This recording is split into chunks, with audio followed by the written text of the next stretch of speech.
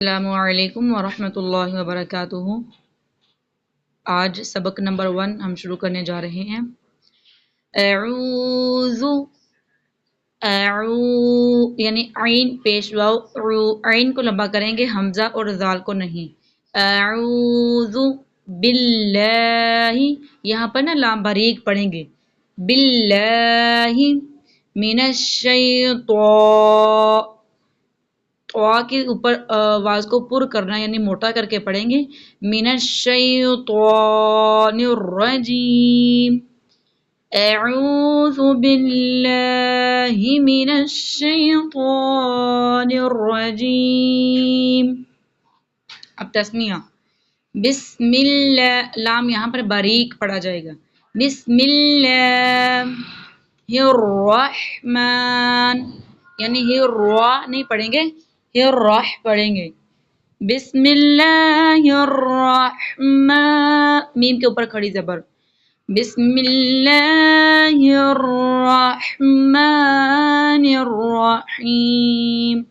سبق نمبر 1، حروف مفردات، جو کہ تجوید کا پہلا سوال یہ ہوگا کہ عربی زبان میں حروف تہجی کو کیا کہا جاتا ہے؟ تو اس کا جواب ہے کہ عربی زبان میں حروف تہجی کو حروف مفردات کہا جاتا ہے، جو کہ لفظ مفرد سے نکلا ہے، حروف مفردات۔ دوسرا مین سوال کہ تجوید سے کیا مراد ہے؟ تو تجوید سے مراد قرآن کریم کو عربی لہجے میں تلفظ کے ساتھ ادا کرنا۔ اب عربی لہجہ اور اردو لہجہ میں فرق میں آپ کو بتا چکی ہوں کہ عربی لہجہ یہ ہے الف با تا ث جیم ح، اور اردو کا لہجہ الف بے تے سے ح خ توئیں یہ۔ تو ہم قرآن کریم کو عربی لہجہ میں ادا کریں گے، یعنی یہاں سے پتہ چلتا ہے کہ تجوید سے مراد قرآن کریم کو عربی لہجے میں تلفظ کے ساتھ ادا کرنا۔ تو تلفظ کہتے ہیں صحیح لفظ کی ادائیگی کو۔ مثال کے طور پر لفظ ہے س، تو اگر اس کو تلفظ کے بغیر پڑھیں گے تو پڑھا جائے گا سا۔ عموماً جو لوگ پڑھتے بھی ہیں بہت سارے با تا سا پڑھتے ہیں، لیکن سا سیٹی نہیں آئے گی بلکہ نرمی سے پڑھا جائے گا، دونوں دانتوں کے درمیان زبان کی نوک کو باہر کی طرف نکال کر۔ س یہ اس کا تلفظ ہے، صحیح طریقہ ہے لفظ کے ادا کرنے کا۔ یہاں ابھی تک میں نے آپ سے جو سوال کیے، پہلا سوال عربی زبان میں حروف تہجی کو کیا کہا جاتا ہے؟ اس کا جواب عربی زبان میں حروف تہجی کو حروف مفردات کہا جاتا ہے۔ سوال نمبر 2، تجوید سے کیا مراد ہے؟ جواب تجوید سے مراد قرآن کریم کو عربی لہجے میں تلفظ کے ساتھ پڑھنا۔ سوال نمبر 3 کہ عربی لہجہ اور اردو لہجے میں کیا فرق ہے؟ تو یہ فرق بتا چکی ہوں۔ جواب عربی لہجہ لفظ کو صحیح ادا کرنا اور اردو لہجہ لفظ کو بے تے سے کر کے پڑھنا۔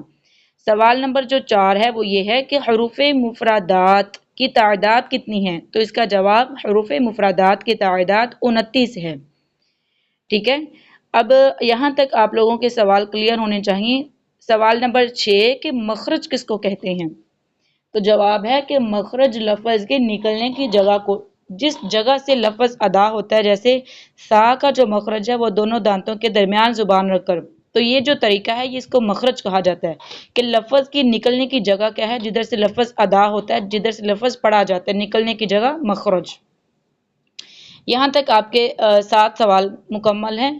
اب ہم پڑھیں گے مشق سبق نمبر 1 کی، جو کہ مشق کرنی ہے آپ لوگوں نے میرے ساتھ۔ الف، الف کو کبھی بھی الف الیف نہیں پڑھتے بلکہ نرمی سے پڑھیں گے الف۔